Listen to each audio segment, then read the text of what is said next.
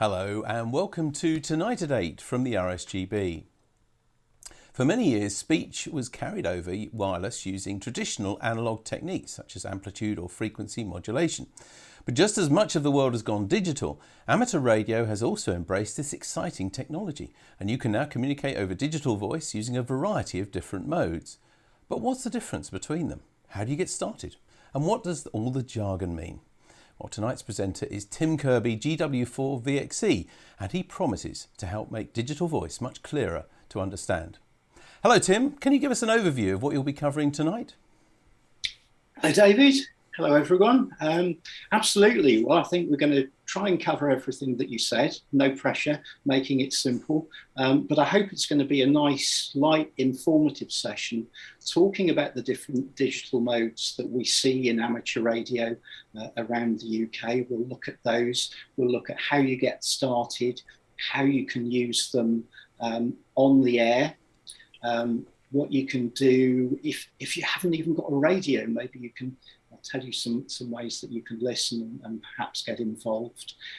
So we'll talk about that, and we'll try and get people involved as well. One of the nice things about this is that we should be able to talk to some of the people that are watching, I hope. So we'll give that a go.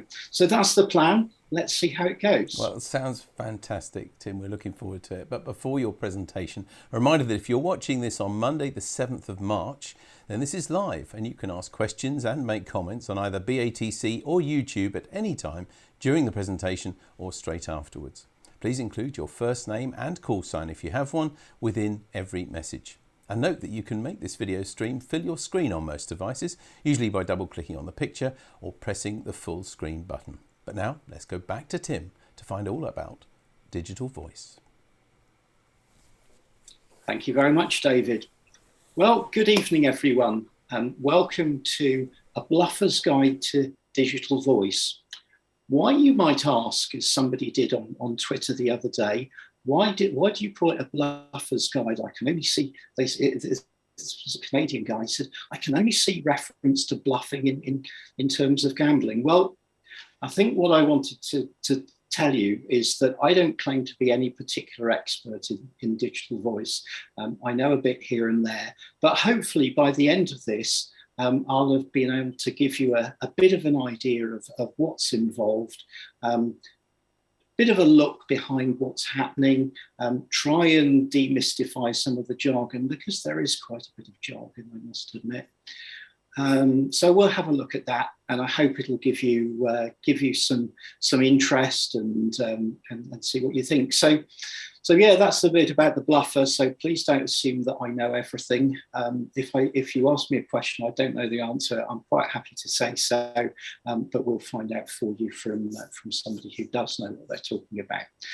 So in terms of this evening's presentation, what is digital voice? We'll look at that. Why might you be interested in it? You know, what good things come out of it?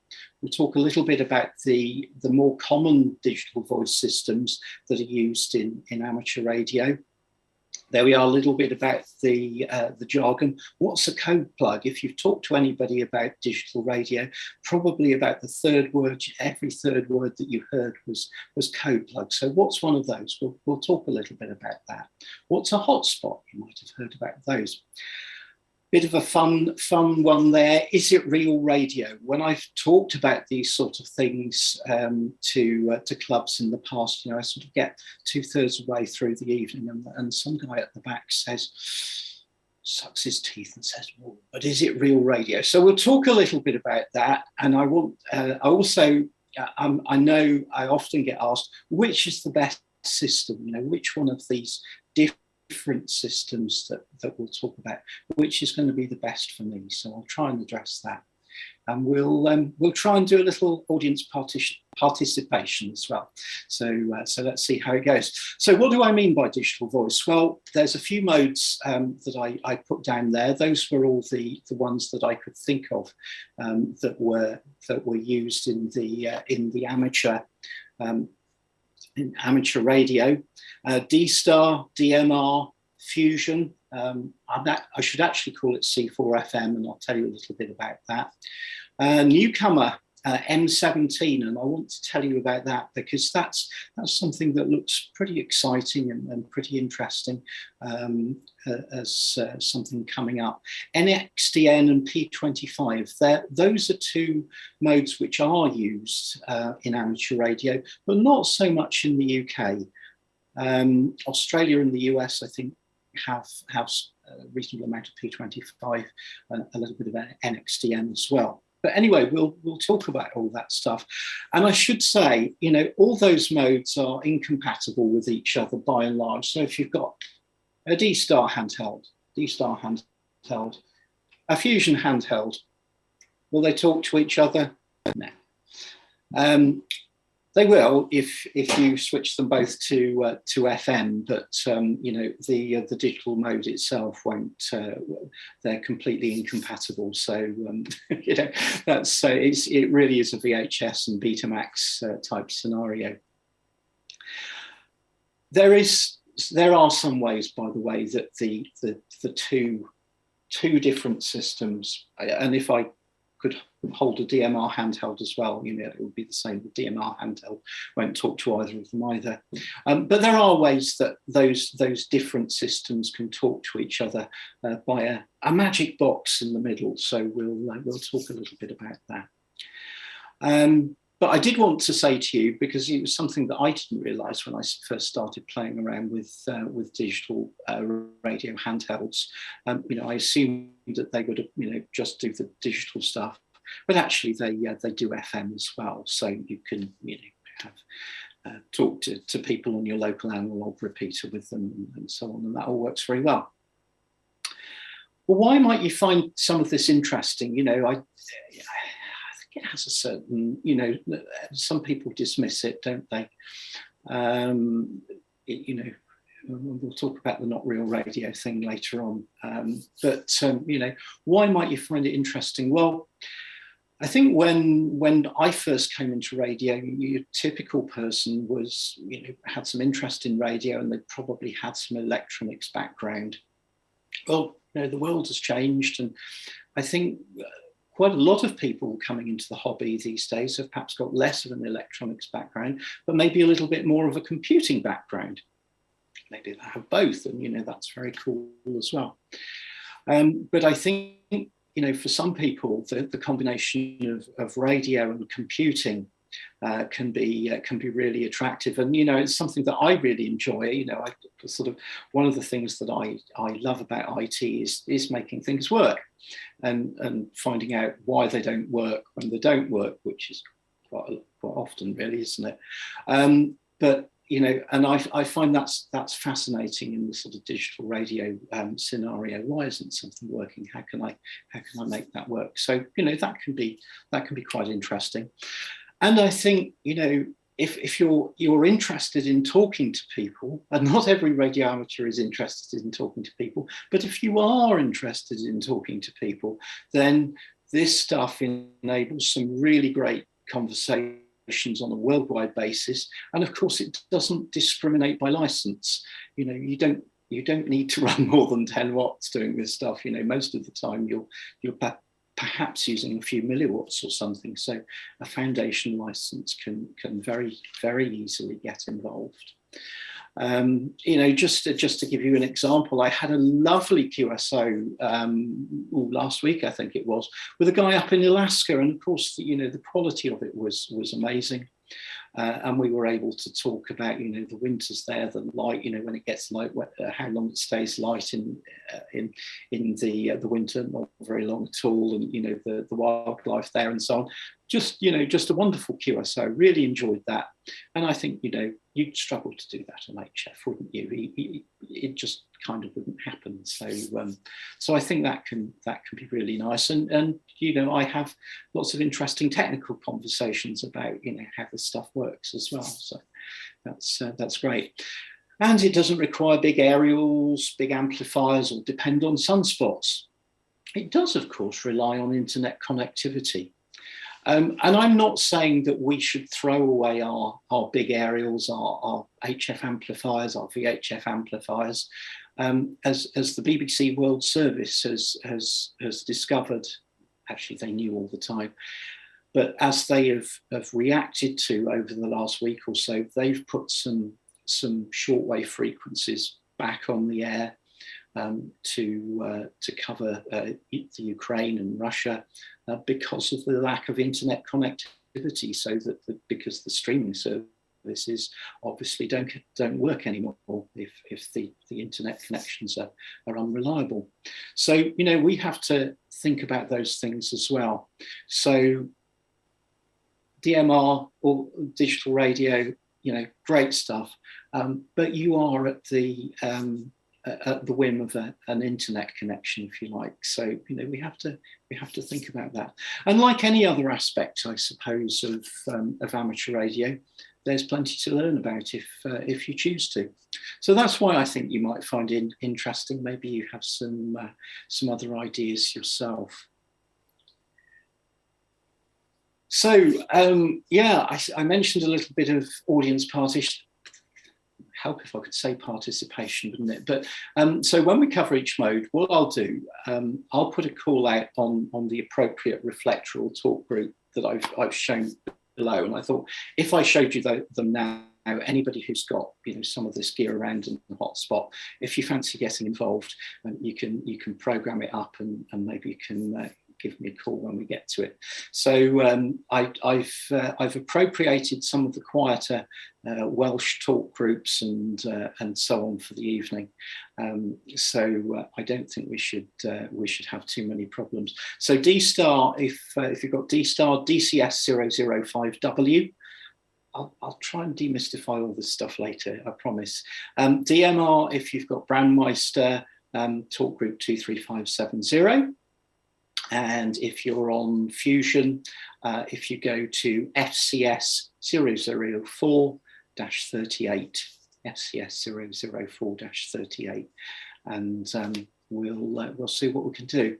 And the volume's turned down, so we won't hear anything just now. So I'll give you a cue, and we'll see what happens. All right, so let's start off with D-Star. D-Star was the first of the amateur digital modes. It was introduced by ICOM. Some people feel it's an ICOM proprietary mode, but it's not. We've actually seen Kenwood bring out a D-Star handheld in the last 2 or 3 years. Maybe it was longer ago, but no, time flies, doesn't it? But generally, the D-Star equipment tends to be sold by ICOM, and it was the first of the mode, first of the amateur digital modes. It has voice capability as well as data. You can have a little bit of data with the voice, so you'll see perhaps somebody's name is in their call sign while they're speaking, which can be quite nice. But there's also the capability to send up things like positional information and so on, along with the voice. There's also a high-speed data functionality as well, but I don't think that it gets used too widely these days. One channel, one conversation. So if you're listening to a particular D-Star frequency, there is just one conversation going on at a time. You'll see why I've drawn attention to that in a little while. You've got the ability to send pictures. I was playing around with that the other day, swapping some pictures, and that's quite fun. Quite high quality. Well, not high quality as concern, compared to sending high-res JPEGs or whatever around, but you can send a 640 by 480 JPEG, and quite nice pictures. So it's a bit like SSTV without some of the dubious content. D-Star repeaters. There's certainly some D-Star repeaters around. So if you're in an area served by a D-Star repeater, that can be quite interesting to listen to, and you'll hear all sorts of things coming through potentially. There are various different systems that you can connect to if you've got a D-Star radio and a hotspot, perhaps. A reflector, what's a reflector? Just imagine it as a conference call, if you like. So, a bit like a Zoom call. There might be a bunch of you calling in to have a conversation about something. You use the same Zoom URL and dial in, and you're all able to talk to each other. D-Star repeater, just imagine it's the same thing. There are various different flavors. The original ones were the REF reflectors. Then the DCS ones came along. You remember I mentioned DCS a few moments ago, and then you've got the things like the XLS reflectors, which do some very clever stuff and can be multi-protocol. In other words, people with non-D-Star radios can connect to those reflectors as well. Anyway, we won't go too much into that for now, but it's just nice to know it's out there. The reflectors, there's different numbers or whatever. They can have a particular geographical focus. For example, REF 001C, that's a sort of like a huge worldwide repeater or a worldwide conference room, if you like. And then there you'll find some for the UK, some for particular countries. There might even be some for particular interests. So there's quite a variety of things that you can connect to. You'll need to be registered to use the system, particularly for the REF reflectors. Your local D-Star repeater SysOp will be able to register you on the D+ network, as it's known. And if you get stuck with that, actually the guys at ICOM UK have been very helpful to me in the past. Things like the DCS reflectors don't actually require you to be registered in quite the same way, but they use some other credentials which we'll talk about in a moment. So anyway, let's see if any of this stuff is going to work. I don't know if is there anybody around on DCS 005W. If you are, try a call now. It'd be wonderful. We're just going to hopefully help here a little bit, Tim, as well. We've just put a graphic up with that on the bottom of the screen. So your stars. Let me. You can access that. So GW4VXC listening DCS 005W.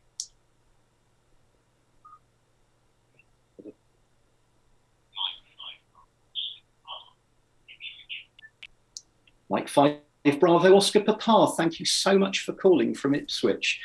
It's nice to prove that it works. You're loud and clear on tonight at 8. Over. M5BOP returning. Roger. Thanks, Tim. And very interested to hear you talk about all the modes. I've been using D-Star for a while, but not as active on the others. So very interested to hear more about some of the other things.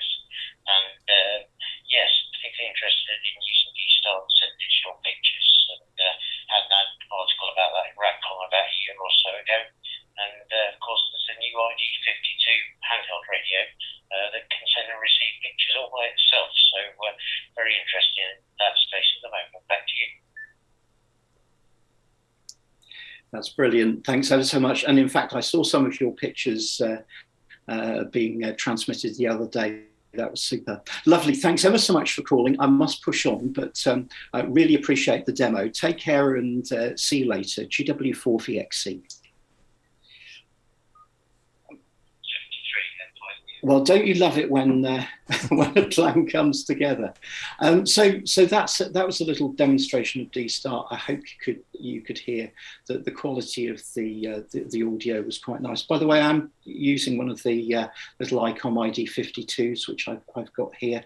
I'm currently writing a review for Radcom for that. So you'll see that in a little while.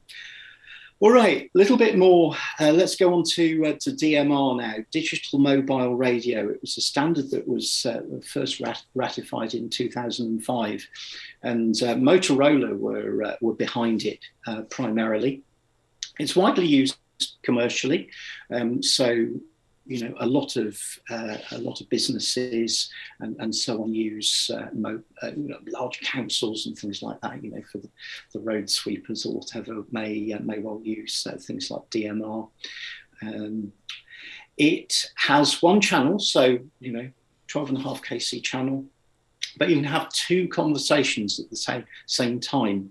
How does that work? Well, you've got two time slots which enable the sharing of the channel.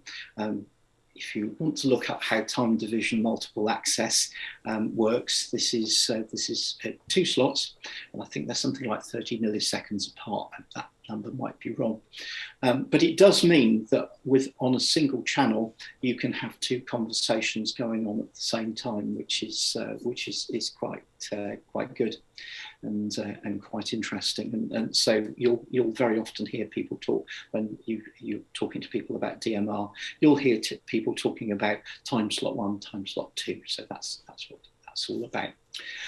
You've got the ability to send text messages. It's a little bit like the old days when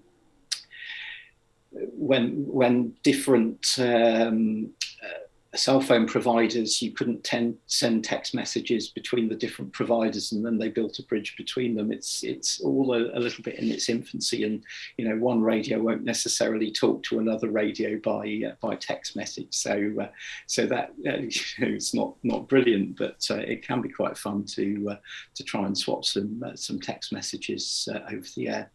Talk groups, we very, very similar to what I talked about with the reflectors on D-Star. Just imagine it again as a conference call, a group of users that you're going to call into.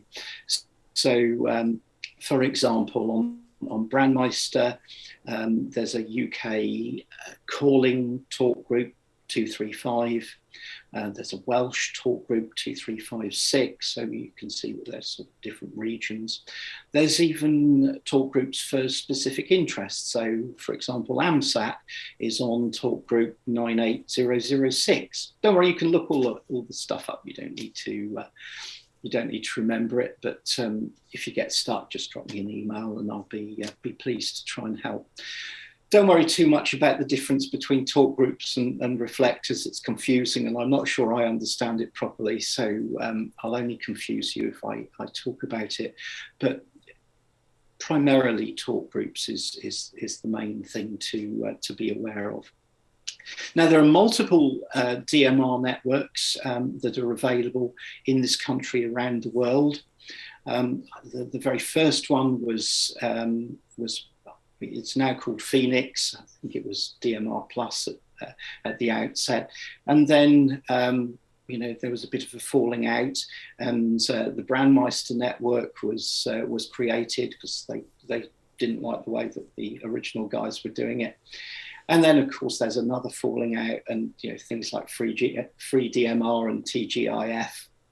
Great name, isn't it? For they get created as well. So lots of different DMR networks, and you may have, depending on where you live, for example, around the Midlands, there's a very good group of DMR repeaters called the Salop cluster around Shropshire and the Midlands down into Gloucestershire as well. So a very nice sort of private network, although you can connect into it from Brandmeister as well. There's a southwestern cluster, there's a northern DMR network. So, there's lots of different ones. Potentially they can talk to each other, although sometimes that's perhaps limited by the sysops of the different networks talking to each other. You will need to register to get a DMR ID. To use DMR, it's going to be a number like my English one, 2351818. The 235 at the beginning shows what country it's from, and then you've got a sequence number behind that. You'll need to register to get a DMR ID there, and if you go over to radioid.net, then you'll be able to get that. You will have to upload a copy of your validation document from Ofcom. So that's how to do that. Now let's just see. I think I might grab a DMR radio at that point. So I don't know if anybody is able to come up on talk group 2350 GW4VXE. You said 2350. Sorry, Tim. Do you mean 23570 or? I do mean 23570. Right. Thank you, Dave. I was just picking up because I guess that's pretty important. So it's on again. It's on the bottom of your screens now at home. DMR 23570. So let's just see if we get anyone there. Did I put the right number in? There we are. GW4VXE. Okay, maybe not. So nobody around on DMR. So one up for D-Star there. All right. So let's have a look at Fusion. So Fusion is Yaesu's digital voice offering. Fusion actually is the whole system. They call it System Fusion, and what they mean by that is that they wanted to build a system that didn't disenfranchise anyone who had old analog kit, I should say. So System Fusion actually combines the digital mode, which is C4 FM and FM, and they have some quite cunning stuff which allows you to talk from analog to digital in places. But going back to the digital side of things, there's one channel, one conversation, a bit like D-Star. So we don't have the TDMA thing with 2 time slots.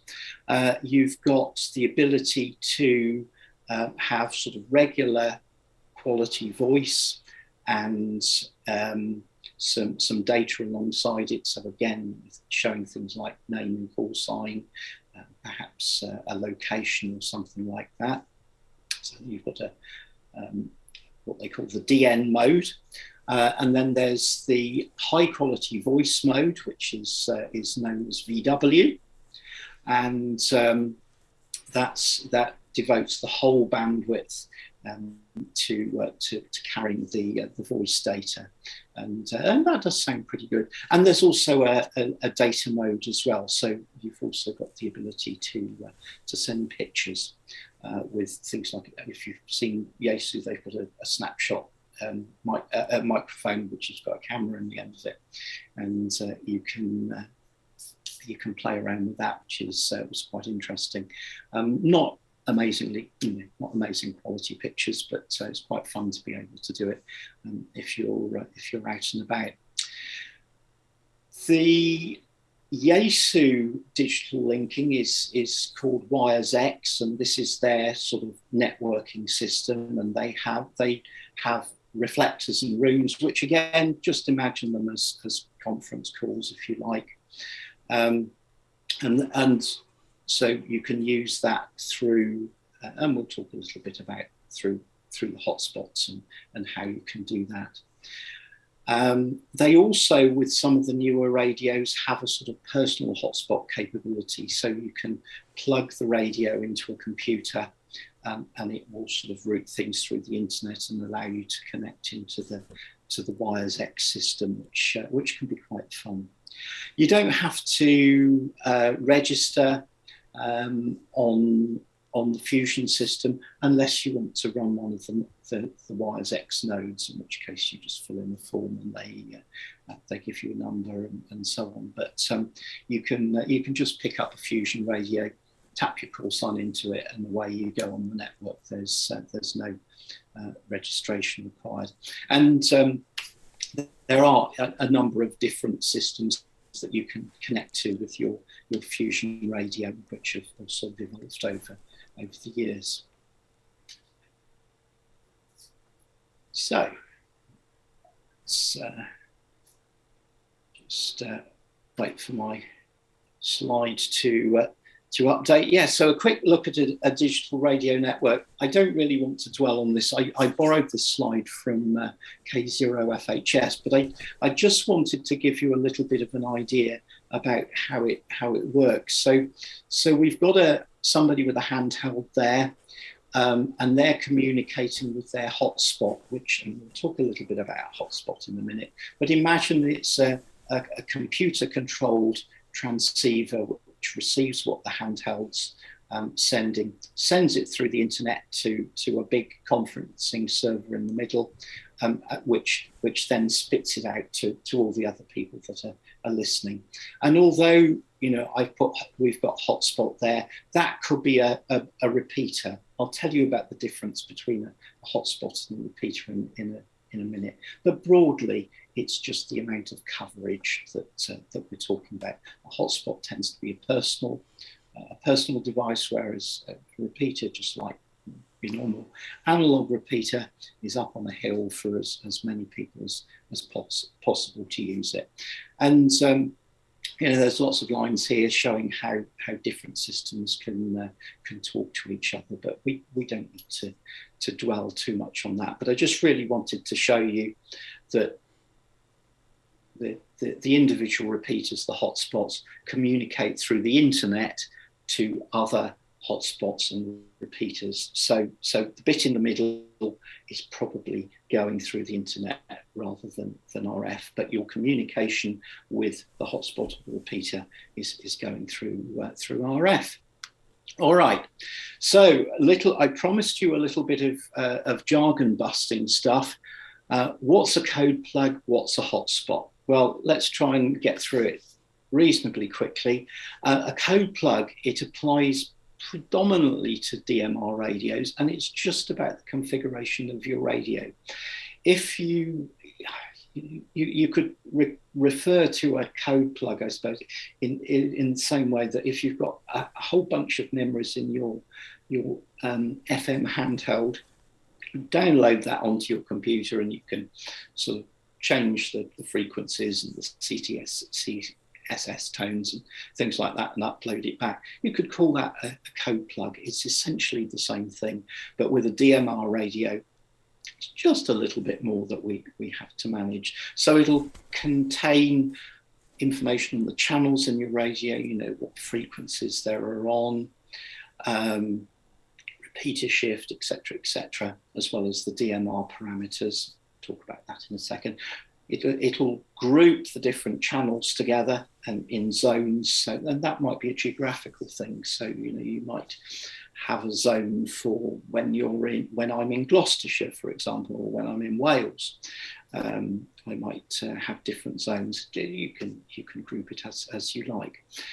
And the DMR parameters that you need for a digital channel, well, if it's DMR, you need to know about the time slot. Is it time slot 1? Is it time slot 2?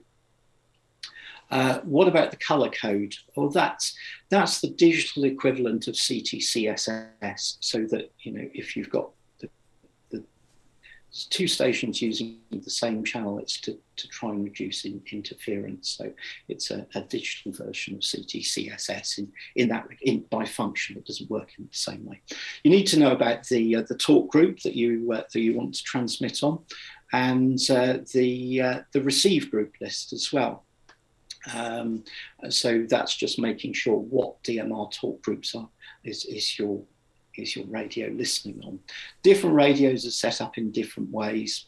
And I've said here, it's probably better to buy your first DMR radio from a dealer who can supply you with a code plug that's pretty much ready to go.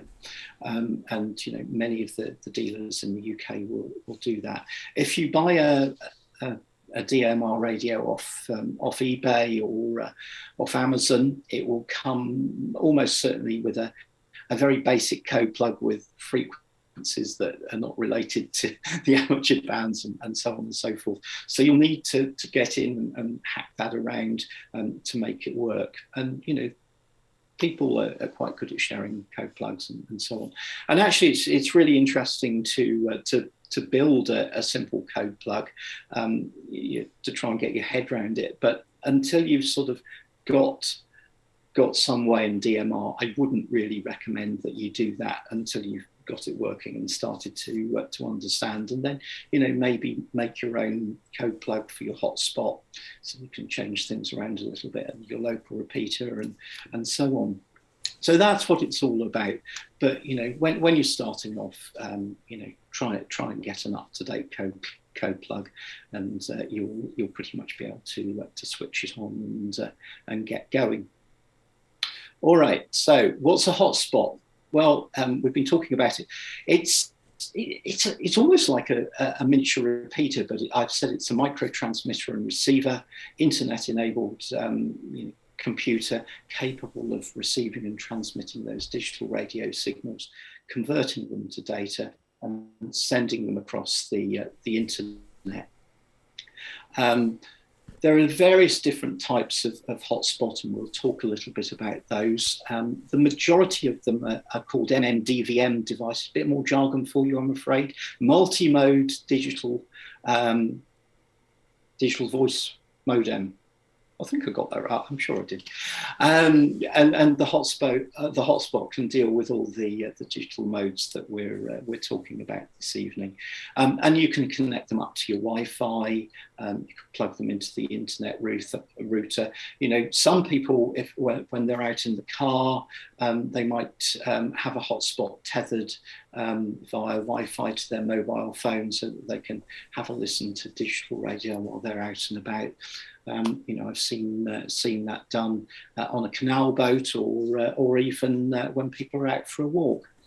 And why would you use a hotspot? Well, it's very useful when there's no local digital repeater. That's, I think, why many people use them.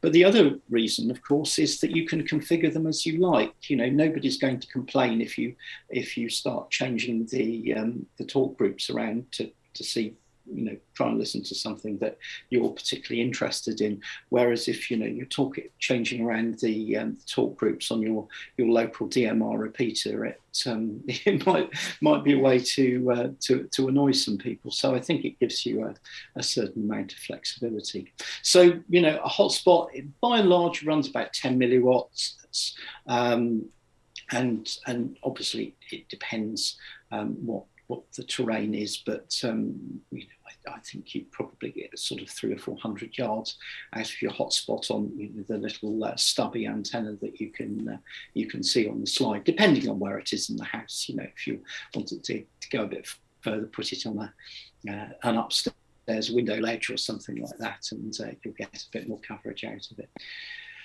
There are various different flavors of hotspot. You might have seen some of these brand names mentioned. The OpenSpot, that was one of the first ones.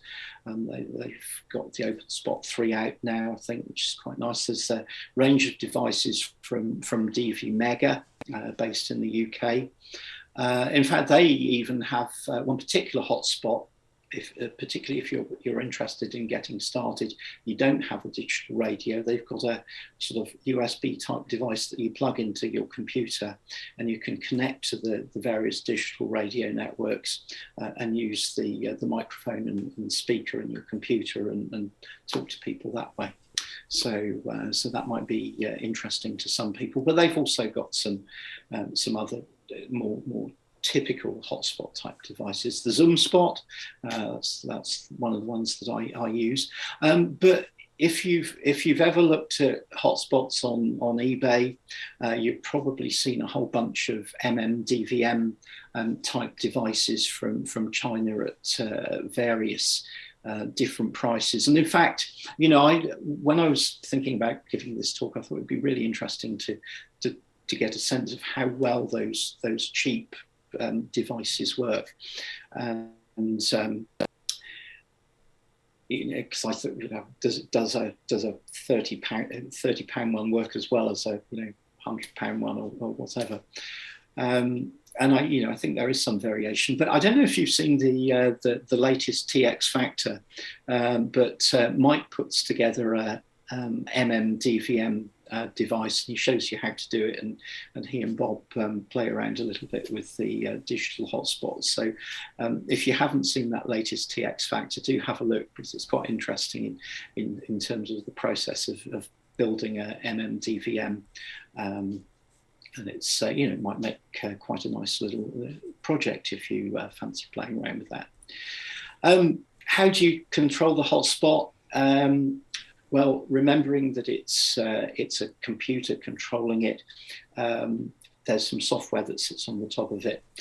In terms of the MMDVM type devices, the usual way of controlling it is using the Pi-Star software, which is really quite nice and simple to use. It was developed by Mark, MW0MWZ, and that sort of sits over the top of all the sort of very clever gateway type code, which is written by people like Jonathan, G4KLX, who many of you may have come across. It's really some brilliant stuff. And we started off with D-Star and then has moved it through the different digital modes. So what Mark's done is he's made it very easy for us to configure and so on. And there's some, I did think, oh, shall I show you around the configuration of the hotspot? But actually there's some super videos on YouTube on how to set up Pi-Star. So if you're interested, have a look at that, and it'll give you a good sense of what you need to do.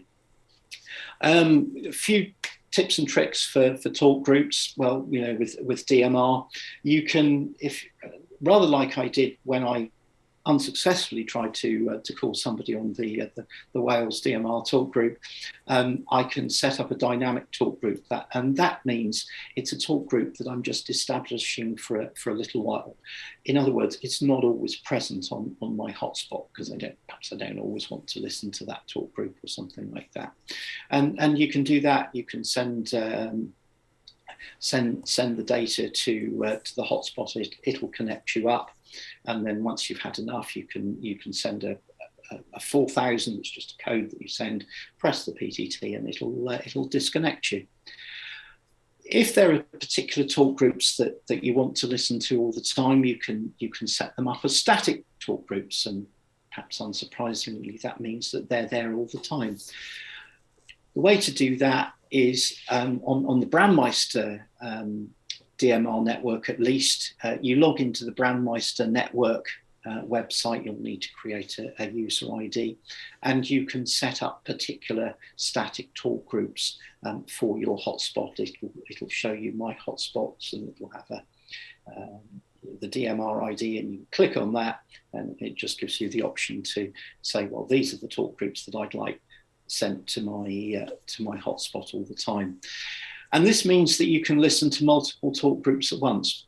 Well, almost. Obviously, if somebody is talking on, I don't know, the Worldwide Talk Group 91, and somebody else is talking on the Salop Cluster Talk Group, which is 23575, assuming that you haven't got a duplex hotspot with both time slots, and I'm not going to talk about that for now, you can only listen to one of those because you're only getting one talk group at a time. But with the duplex hotspots, you can actually have more than one talk group at the same time. But predominantly, most people start off with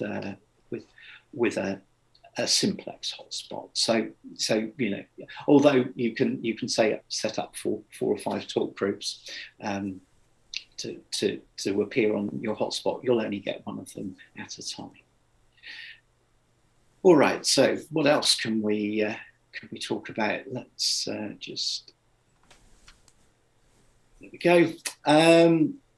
So Yaesu's personal digital mode. If you've got one of the Yaesu FTM 300, 400, or the FT2 or the FT3 or 5 handhelds, then they come with what's called the personal digital. I said mode. It's personal digital node, PDN. So sorry about that. And what that means is that those radios can be connected up by a cable to a PC, which is running Yaesu's WiresX software, and you can then connect through to the WiresX network and different stations all the way around the world. You can either use the rig as almost as a speaker microphone, or if you've got another C4FM enabled radio, you can have it acting as a little hotspot, or and sort of go off wandering around the house or the locality and still make contacts through it. Seems to work quite nicely. I've used that a few times, and it's I think the original idea was that if you were away from home and you had a WiresX enabled repeater, then you could call into your home repeater and make some QSOs from wherever you were in the world, which is quite a nice idea. All right, so ICOM have got a very similar sort of system. They call it terminal and access point modes in their recent D-Star radios. And that allows you to connect to different D-Star or multi-mode reflectors without having to have a hotspot or a PC. So, you know, with the ACU system, you needed a PC. With ICOM's system, you don't even need that. So if you've got something like a base radio, you know, an IC9700, it's got an Ethernet cable in it, you can just plug that into the your Ethernet router and you're all set. Or with a cable to a mobile with the ID52. Seems to work quite well. I would say it's less intuitive than using a hotspot. There's some good videos on how to get it working. It took me a while to get my head around it. So, you know, I'm giving you a slight cautionary note there, but it does work, and you know, it does save you having a PC enabled and so on. So, you know, if you've got a 9700 and you could and you haven't played with sort of networked D-Star, then it might be a way of doing that. All right, then there are things like DroidStar, and this is for Android and iOS devices, so you know, your mobile phone, and this is an application which you can run on your phone, which will allow you to connect to the different digital radio networks. You'll need your DMR ID if you want to connect to Brandmeister. I've said there slightly confusingly, you'll also need a hotspot security password. I haven't mentioned that before. If you're running a hotspot, you do need to set up a password that you plug into either Pi-Star or DroidStar, something like that. You set it up on the Brandmeister self-care site, and then when you connect in, the Brandmeister system knows it's you because you've put the right password in. Sorry for not mentioning that before. But anyway, DroidStar, yeah, it was first developed for, as you might imagine, for Android, and there is a version for iOS which I've been able to install. There was a bit of dispute about the vocoder, you know, that creates that changes all the digital signals into the sound that you can listen to. So you now have to install a separate one, but there are some videos. Andreas M0FXB has put some nice videos together on YouTube on how to do that. It's pretty simple on Android, although I have to say, with the latest iOS version on my iPhone 13, I don't know what happened, but I've struggled to install a vocoder on there. But what I wanted to mention DroidStar because it's a great way to play with digital radio without sort of buying yourself a digital radio. You know, if you play around with it, you decide you like it, then you probably will go ahead and buy a digital radio. But it's actually quite a fun thing to do, and yeah, all you really need to do to get going on DroidStar, if you haven't got a DMR ID already, get yourself sorted out with one of those, and then you can install it and get going. The audio quality isn't the best quality, but it's certainly absolutely fine to listen to, and I think at one stage the D-Star audio was really not great, and various reflectors were saying, please don't connect to us and transmit with DroidStar. But I have a feeling that that situation has been resolved. But for trying it out quickly, this works pretty well. And there's a similar program called DoodStar, which provides the same sort of functionality for Windows, Linux, and also Mac OS X. So that might be something to have a bit of play with. If you've seen some of the RFinder radios, these are Android-based smartphones and radios combined.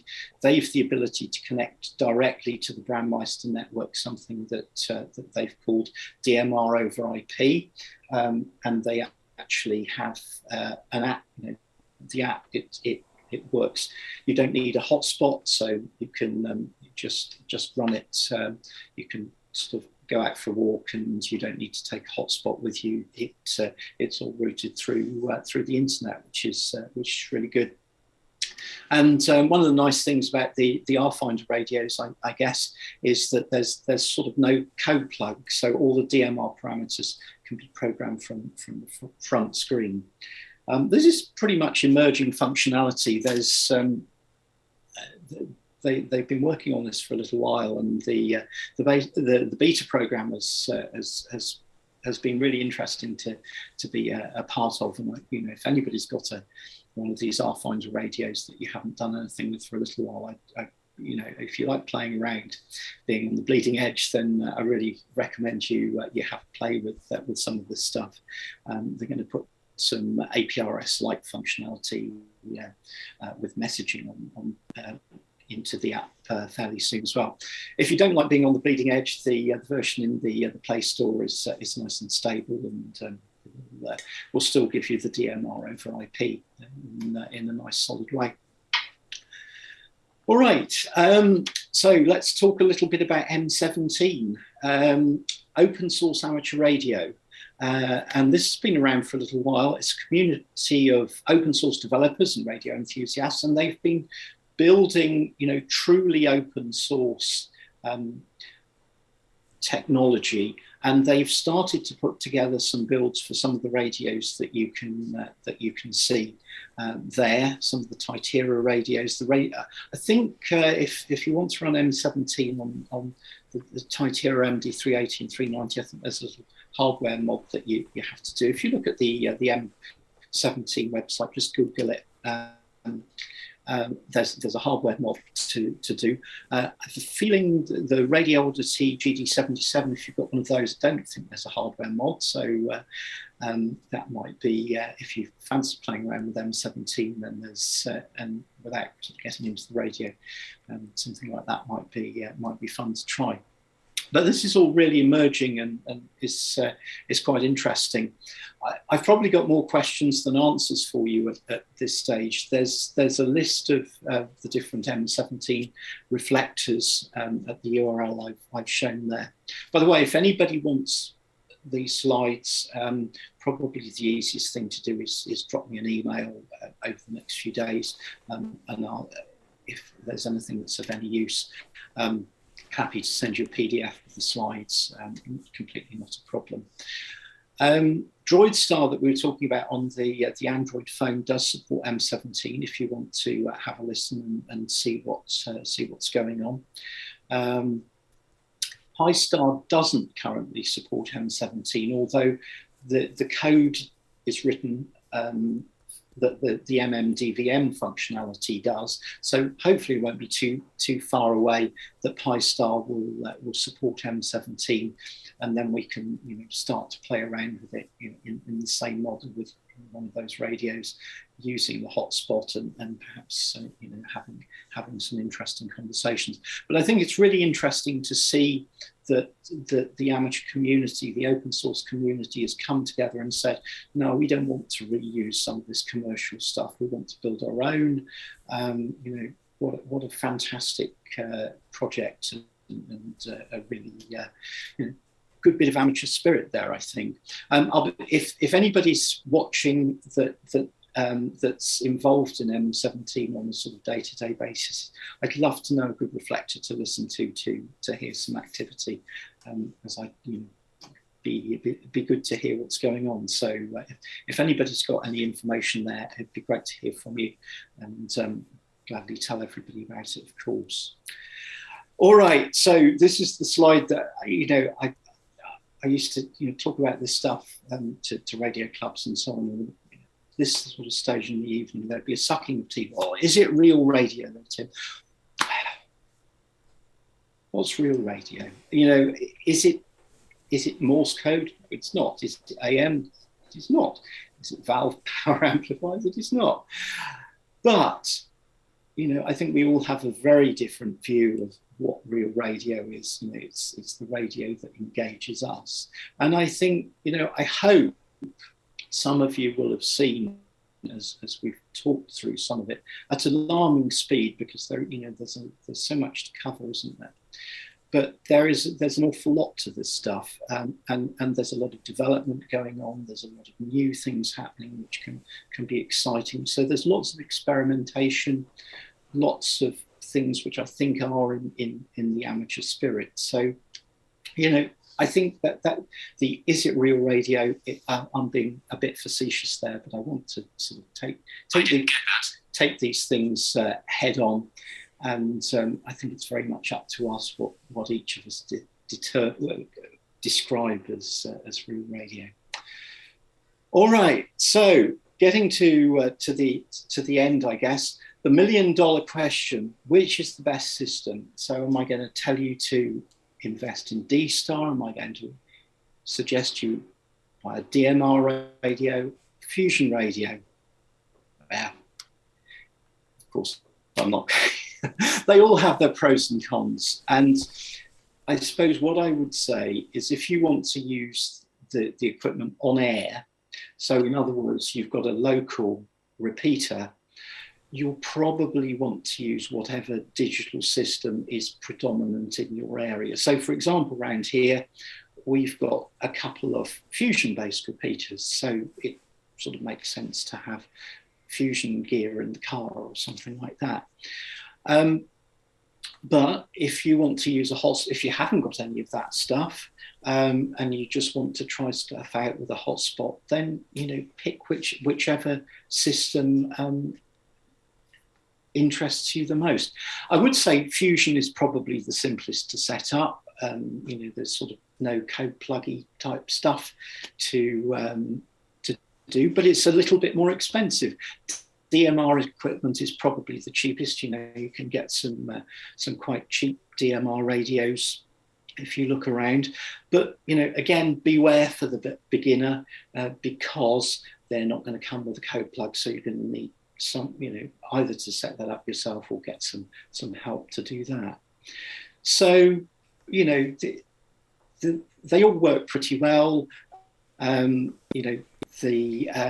you can have some fascinating QSOs with them. If you've got a hotspot and you've got a Fusion radio, then you can a Pi-Star hotspot. You can use something called cross moding. I was going to talk about that in a little bit more detail, but with a Fusion radio, you can set your hotspot to convert your C4FM to DMR. You can also convert it to NXDN and P25, I think. So, you've got a bit of flexibility there. Similarly, if you've got a DMR radio and a Pi-Star hotspot, you can convert that to come out on Fusion as well. And with the newer OpenSpot devices, you can do the same sort of thing, even with a DMR radio. If you've got a Pi-Star radio, your DMR radio will only talk to DMR networks or one of these clever multi-protocol networks, but by and large, consider it will talk to the DMR network. But with the OpenSpot 3, then your D-Star radio will be converted into, or can be converted into Fusion or DMR. So, getting to the end now, although I've talked mostly about hotspots, a little bit about repeaters, and sort of networking, don't forget that you can take your digital radio out for a walk, and stand on a hilltop and make some interesting QSOs. Fusion is fairly well, particularly around here, as I said, it tends to be a bit of a fusion area, but it's quite well represented on there. And I've even had some random simplex QSOs, just been scanning around. And I think one day I was just going to the shops, and I heard Richard then one HAX up on a SOTA summit in mid Wales, and had a lovely QSO with him. So it does happen. Fusion seems to work quite well mobile. It recovers quickly from dropouts. One of the nice things about digital radio is that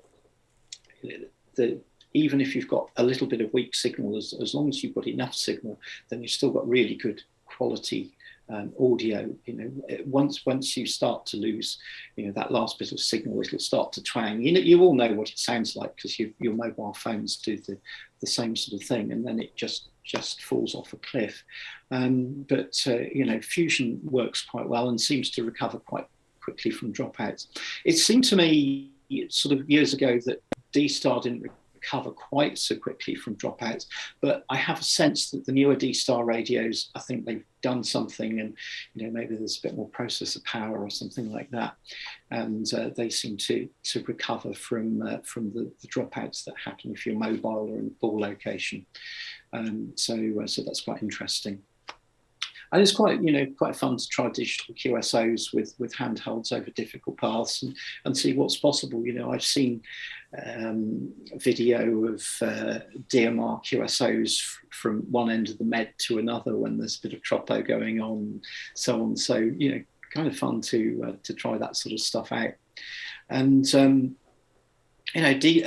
AO27, the satellite, couple of friends based in the States have been making D-Star QSOs through AO27. I don't think it works through any of the other satellites, so please don't be trying it. But AO27 is built in a particular way that it does permit it. There was a D-Star satellite launched at one stage, but I don't think anybody's ever heard anything from it, or if they have it, just a very little amount. So but anyway, it is possible to do some quite interesting stuff, actually with over long paths and difficult paths. So there we are. I think that's by and large what I wanted to try and cover. Made it in just over an hour. There is an awful lot, and I'm very conscious that I've skimmed a lot, but I hope I've given you an idea of what's out there, what's possible, maybe demystified some of the jargon and probably made some of it worse, for which I apologise. But anyway, I'll be happy to try and answer any questions that you have online. I know we'll do that in a second. But if anything occurs to you later on, just email me.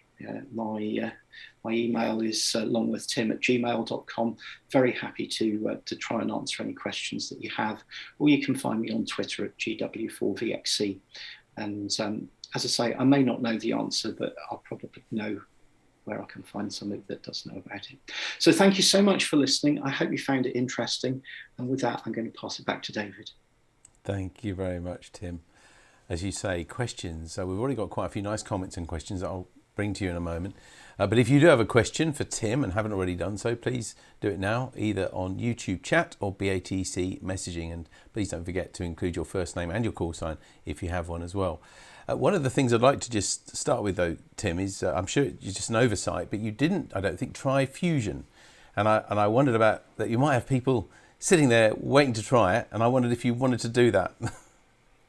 It was terrible. I realised about 2 slides later that I've not tried Fusion. So if anybody would like to try Fusion, I've turned my Fusion radio on. Let me put a call sign. Now we've put that on there. We took a screenshot when you introduced that earlier in the talk, and we've put this on here, so that might help. So GW4VXE listening. So let's see. I was so put off by the fact that DMR didn't work. That's all right. Well, I will also bring another comment from Alistair McDonald, who said, just to let you know, there were a number of people on DMR and we had a nice chat, even if you couldn't hear us. So you did certainly get people talking to each other, which is what it's all about, after all. Oh, that's good. And actually, funny enough, I can see that some people have been on there now. So it's always dangerous to try and do live demos, isn't it? And it looks like it was one of those. Well, I think 1 out of 3 is pretty good, Tim. So don't worry, I really do. It was very brave of you to do it. So anyway, I'm sure you've inspired lots of people to give it a go. I should never concentrate on my own life here, but I will say a few Christmases ago, I asked my ex-YL, who's just sitting about a metre away from me here, just off camera, for a DMR radio for Christmas, because we just got a repeater in the village here. And when I didn't open it and have a good look at it until Boxing Day, but it needed a code plug. And I kid you not, am I the only person, maybe it's because I'm a hardware engineer, I don't know, I was looking literally for a physical plug. I mean, I did. That's how. Well, logically, if you're an electronics engineer, anyway, that's what I was looking for. So it was a mystery, and I wish I'd have seen your talk a couple of years ago, a couple of Christmases ago. But anyway, we got it working in the end, as you say. So I'm going to come and bring you a few of the questions that we've got, and I think the first one we had was from Theodore. I hope I've got your name right there. 2E0GIY. It says, does currently a system exist which rule them all? One at least to try or have some compatibility layer between them. I guess he's saying, is there one system that will talk to all? And another question on that, is it possible or is it common to use DMR for direct communication without a hotspot? Any chance for DXing, he says, or she? So hi Theodore, thank you very much for your question. There isn't a radio that will talk to all of the systems, but you can use this magic box in the middle, the multi-protocol reflectors. So it's worth having a Google of those, and you can connect to those with radios of different types and talk to different people on different systems. So that's kind of emerging, and there are some quite nice systems around to do that. So that's good to see, I think. In terms of DMR for DXing, I don't think it's going to work as well as, I don't know, FT8 or CW or SSB, but that doesn't mean it isn't interesting. In the same way, it's always interesting to see where an FM radio signal will go. And those of you that know me will know that I'm fascinated in making VHF signals go to places that they probably shouldn't do. So I think you can get the same sort of fascination with DMR. So, is it possible to make a DMR QSO across the channel, for example? Yeah, I'm sure it is. From here to Ireland, which is across the sea. What about from here to northern Spain when signals are really good on 2 meters? Yeah, maybe we should try that. So yeah, I think there are some possibilities. It's not going to perform as well as a real narrow band mode, of course, but that doesn't mean it won't work over long distances. For example, some of the digital modes might work via sporadic E in the summer on 10 meters. If you've got one of the FT991s that have got fusion built in, I think there's some fusion activity I've been hearing about on 10 meters. 29250, I think I heard somebody say the other day, but look that up. But that sort of thing. So that might be interesting. So yeah, definitely possibilities there. Good question. Thank you. Well, as a little PS from Theodore as well, what about procedures? Is there a requirement for giving a call sign like for an ordinary QSO, or is it skipped because the call sign is transmitted within packets? I think what he or she is asking there is it something that you need to say audibly as well as having it contained within the digital message?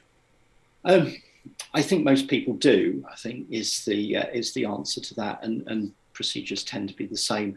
And I think that the thinking is that if somebody is somebody from Ofcom wants to know who you are, for example, then perhaps they may not have equipment capable of decoding the data. I don't know. It seems very likely to me that they would have the information, but I think most people do give their call signs audibly, and Sure. I would actually suggest that that's actually quite a positive thing.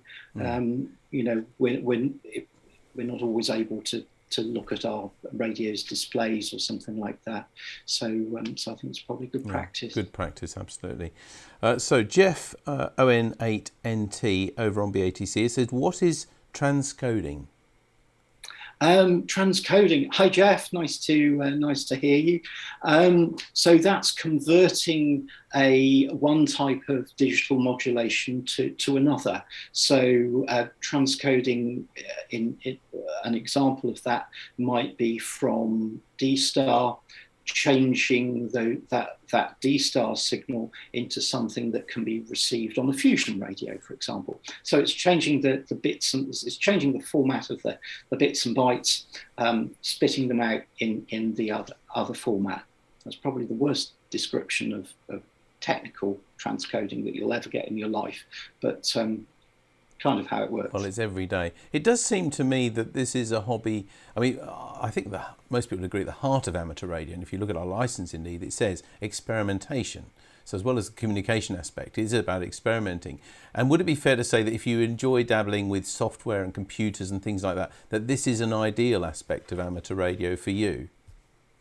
Yeah, I think so. And I find it interesting to get a hotspot going on a Raspberry Pi or something like that, because there's the radio interest and the computing interest as well. So, yeah, for me that's the case. And also, when things aren't working as it should, I'm sort of more comfortable fixing software than I am with a soldering iron fixing electronics. So, it just kind of depends where you're coming from. But yeah, I think it's fun to see experimentation happening in this sort of sphere, and I think it's really wonderful to see things like the M17 project, where we've got amateurs coming together and building a similar system, but out of completely open with completely open source technology in mind. It's a great bit of amateur spirit there, I think. Dave Odessa says, is this based on voice over IP or VoIP?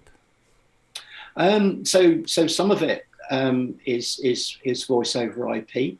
Obviously, my DMR radio, talking to my hotspot, that's purely RF, and then it's changed into signals which go off to the server. But yeah, we do see voice over IP here. That's what I was telling you about the R-Finder radio, and that's certainly using some voice over IP. So absolutely. Okay, thanks. Lloyd KC5FM just says, comment really, Doid Star, Dude Star, Hotspot and repeaters are all welcome. At that point, you hadn't mentioned those, so it didn't mean much to me, but it clearly makes a lot of sense now. Luke, whose call sign is 2E0LRX, says, I've been trying to see if I can juggle multiple modes on my little MMDVM RPI hotspot. My latest project, but it's the bane of my existence, he says. Oh no. Well, I don't know.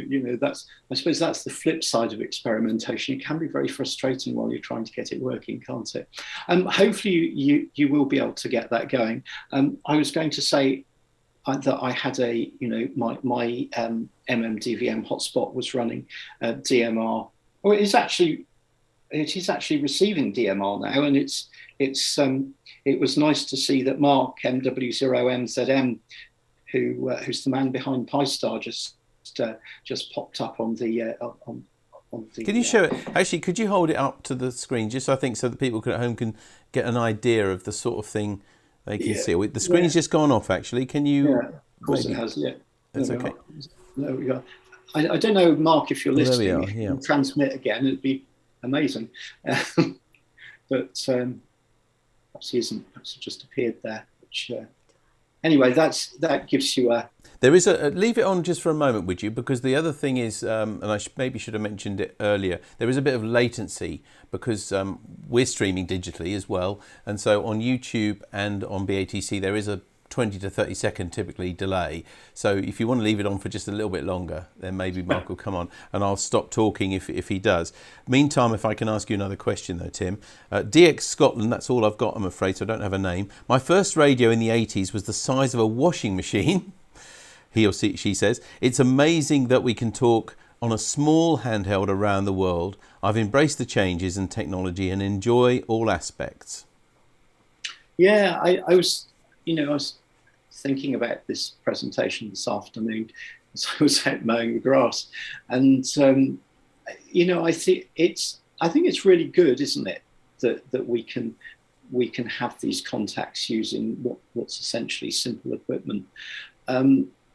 And I remember when I first got on D-Star and started having some QSOs, I can't remember his call sign now, but he was a Brit who was living in Norway. He was an LA0 call, and he was in an old people's home. And this guy had done all the cool stuff in radio. He'd done loads of satellite stuff. Somebody just popped up there, and we were able to have lots of interesting QSOs. He wasn't allowed to put HF aerials up or whatever. So it's nice that you can get on from wherever you are, and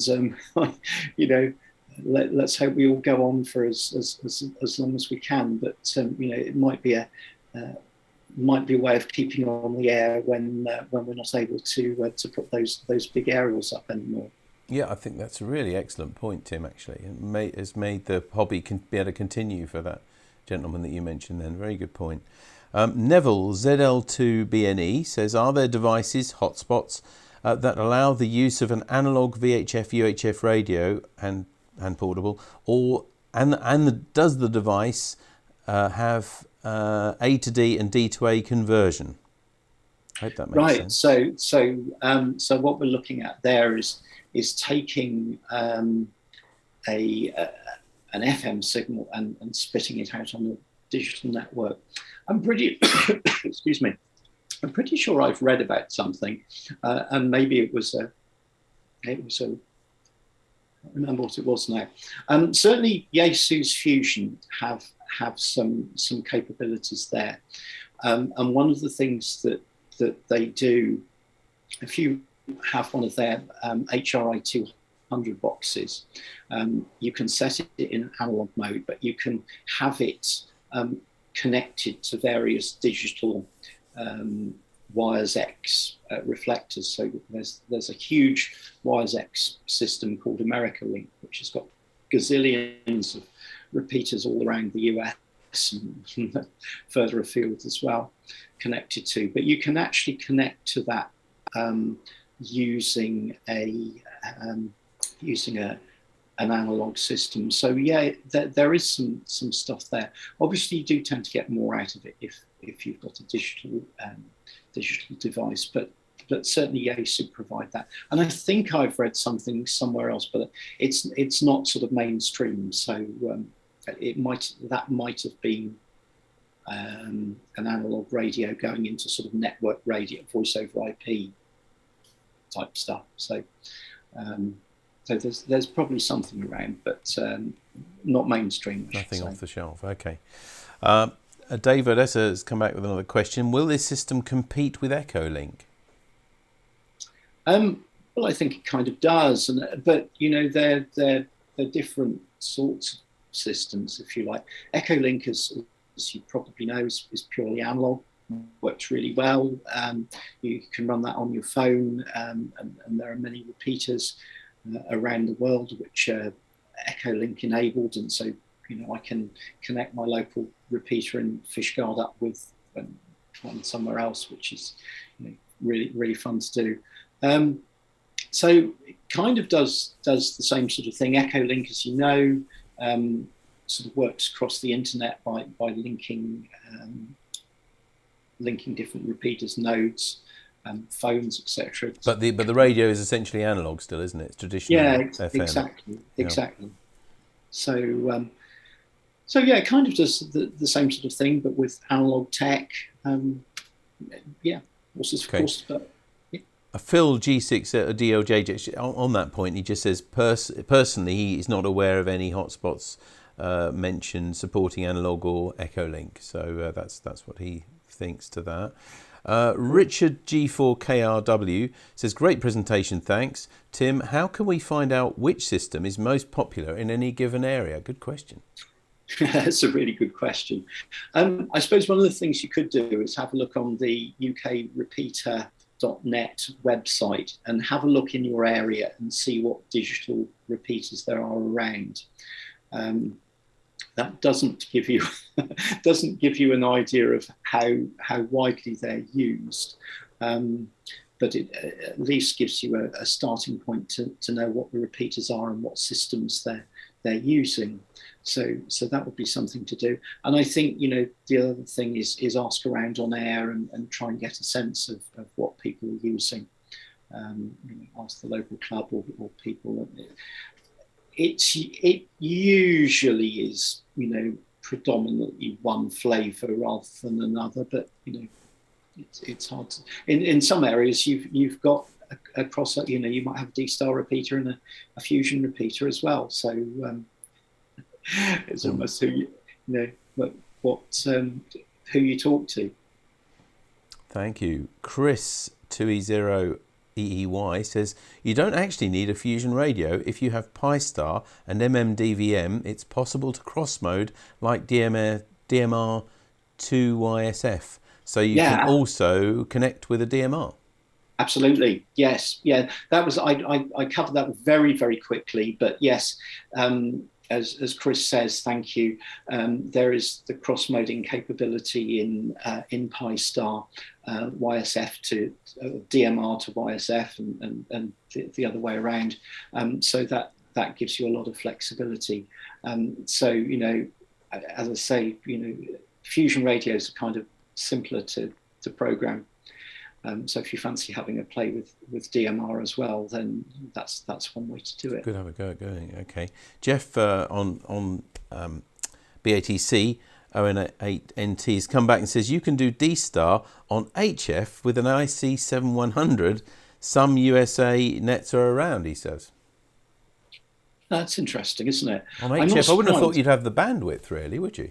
Well, I think maybe up on 10 meters or something like that. I've heard of people doing it. In fact, I did. I've got an old D-Star handheld, my original ICE 92, and I was going around a radio rally a couple of years ago, and I found a 2 meter to 10 meter transverter, and I thought, wouldn't that be fun to try 10 meter D-Star? So, as conditions improve, let's see what 10 watts of D-Star on 10 meters does for us. But I think it might be interesting. I'm curious how well it will work. I don't think bandwidth will be a problem in the same way that FM or AM, aren't really a problem on 10 meters way up the band.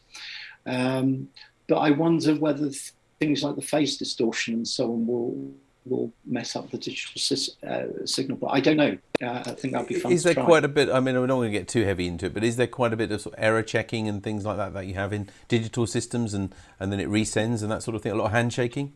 There aren't resends. No, there's certainly error checking, but if it doesn't understand what it's heard, sometimes it will just sort of go garbly or drop out or something like that, and then resync up. No, it won't resend, for example. Okay, I suppose there's no time, is there really, to do that? I guess in real time. I've only got a name here, a YouTube name of Mashone Board. But they ask, do the license procedures about being a broad apply with digital modes through a hotspot, or if so, should they? Well, I'm not going to go into the or should they question, I'm afraid. But yeah, if you're using a if you go abroad and you're using a hotspot and one of these radios, then obviously you are transmitting on an amateur band. So you need to be confident that your license covers you. So that would clearly be a problem if you're a foundation licensee, unfortunately. However, if, for example, you have something like Echolink, which you can run on your phone, or DroidStar, which you're running on your phone, or the RFinder devices, then because those are actually they're not transmitting on the amateur bands, when you speak, your signal is being taken through the internet. Then actually you don't need to be licensed there. So you can. If by some chance you find yourself in North Korea and you fancy trying to use DroidStar, I think you'll be fine. Well, I'll leave people to ponder that themselves. Ed M0MNG says 29.250 megahertz is for CF4M beaconing. There's an international Facebook group dedicated to this subject. Might be a fun thing to do during June when all of us, at least in the UK, will have our Queen NOVs. Hello, Ed. Lovely to hear from you. Yes, and thank you for confirming about 29250. That's good to know. So yeah, if you've got one of the FT991s, then it might well be worth running it on 29250 in the summer sporadic E season, and seeing what's possible. That's a great idea. Yeah, thank you. Daniel MI0DNL stroke EI8ICB says, anyone trying digital voice simplex for contacts outside the UK, note that 433-450 is the calling frequency. However, the limited use in Ireland uses 438.6125, contrary to the Irish band plan. Oh, okay.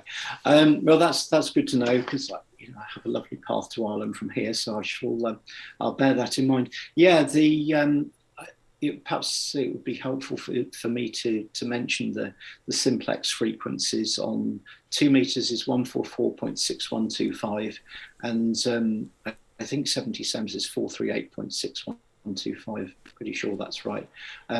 So well worth scanning those. And of course I don't think those frequencies are terribly active, and I think I'm right in saying that they are defined as digital calling frequencies. Well, as we've talked about, the D-Star radio doesn't talk to the Fusion radio, doesn't talk to the DMR radios, so I don't think we have different frequencies for the different modes. So it could get chaotic on there, but I think actually there's not that much activity, so it probably sorts itself out. Thanks. Graham G8NWC is part of the team that puts Tonight at 8 together. He says, I've long thought that for those in accommodation for whatever reason, this would still enable many to talk to like-minded enthusiasts within the hobby. Excellent presentation again, Tim. Thanks, Graham. Yeah, I think it's lovely, isn't it, for keeping people on the air in difficult situations and so on.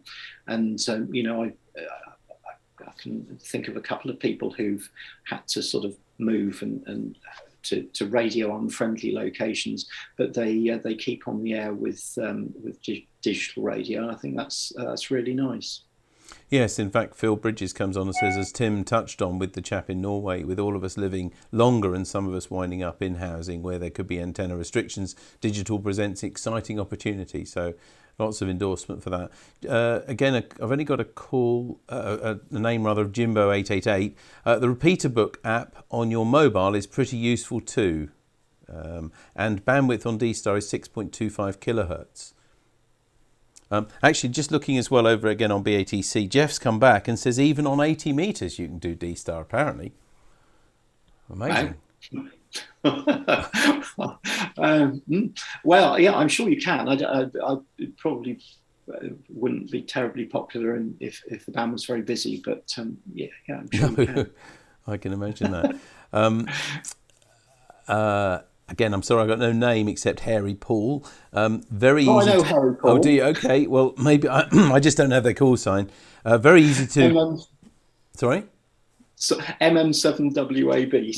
Sorry, David. No, thank you. Very easy to put together your own custom hotspot. My personal non-NOV hotspot works.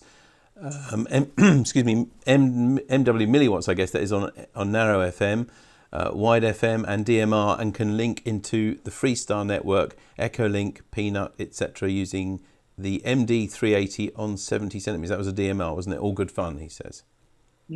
And also, as a question, is it correct that no NOV is needed for low power personal hotspots on 70 SEMS with no no third-party traffic?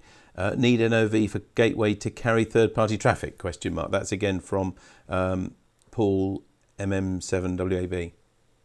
Yeah, absolutely right. So if you want to set up a hotspot, then you don't need an NOV to do that for your own traffic. What you shouldn't do is permit other people to use your own hotspot. Now, given that the coverage of a hotspot is 300 yards, unless you've got your next door neighbour is also licensed, then it's probably unlikely to occur. But in that case, you shouldn't allow your neighbour to use your own hotspot.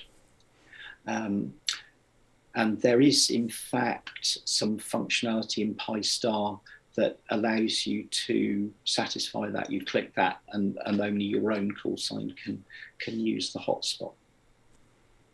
Thanks, Tim. In fact, that's answered Simon Farnsworth's question as well, which is, do you ever need an NOV to run a hotspot? So that's helped him, I think, on that. Chris7472, have you covered FreeDV codec on HF? That might be something to look at. It's very low bandwidth. Yeah, one of the reasons I put up that slide at the beginning saying this is what I'm going to talk about, because I kind of had FreeDV in my mind, but it didn't sort of sit, if you like, with the other modes on VHF, UHF. But I don't know an awful lot about FreeDV other than its digital voice, and it's people are trying it out on HF, and it does sound really interesting, but it's not something I've played with yet. Okay, coming up to the last questions now. Simon, who's M0SVN, says, so it's similar to remote operation, fine if I'm the only user with access, not if he shares access? Question mark.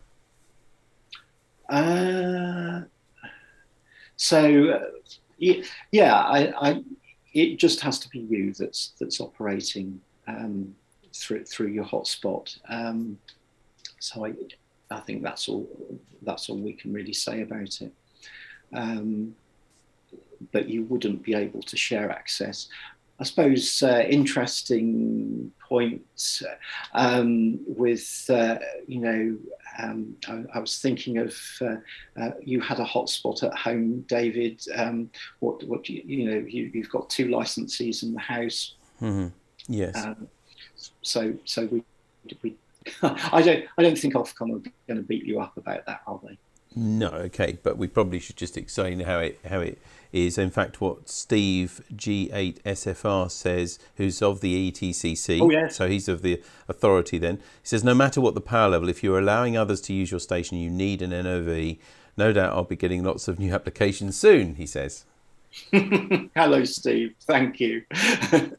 And I think the last question here from Robbie EI2IP says, hi Tim, as always, thanks for the presentation. I have an ICOM IC9700, so is it worth the effort using it for D-Star? I've never tried it. Well, yeah, I'm sure it is. It's you can use the terminal mode. There's a couple of videos on how to do it. It's I was looking at it the other day, and it's not entirely straightforward, it's fair to say, but you might find it interesting. Connected up to REF001C, and you'll hear the stations coming in from all over the world, and it's it might be quite fun to get get it going when you're not working a pile up on HF. So it'll be all right. Well, Tim, that was the last question, really, and I just want to thank you very much because it is quite a complex subject, and as I said, I've dabbled in it myself and got myself a little bit lost as well with what to buy and how it all works, especially some of the terminology, and I think you've helped unlock a lot of that for us tonight, and you've certainly proven that it's something that we can experiment with, and you don't have to pay big money for the big brand radios necessarily. You can buy a lot of open source stuff and just experiment. So, Tim, thank you ever so much for your inspirational talk tonight on digital voice. I'm sure we all understand it much better now. Thank you. Thank you. There we are. And that concludes this webinar. And thanks once again to our guest presenter, Tim Kirby, GW4 VXE. Well, we hope you've enjoyed this Tonight at 8 and that you'll join us again next time. And if you'd like to see details of future webinars or recordings of past editions, please visit rsgb.org/webinars, where you can also send us comments and feedback. And a reminder that if you subscribe to the RSGB's YouTube channel, you'll be notified of all upcoming Tonight at 8 webinars, as well as other new videos and presentations from the Society on a wide range of amateur radio topics. But until next time, this is David G7URP signing off and clear. Bye-bye.